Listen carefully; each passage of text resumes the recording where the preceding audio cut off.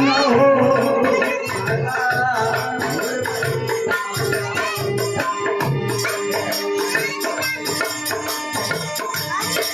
माता जी की ओर से 101 रुपये का सम्मान, साथ ही हमारे चाचा जी की ओर से भी आई देखा आई दुआ जी से विशाखापट्टनम का स्थान है 501 रुपये का स्वागत किया गया।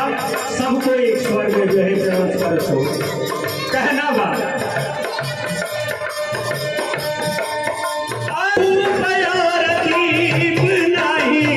मैया खाली हाथ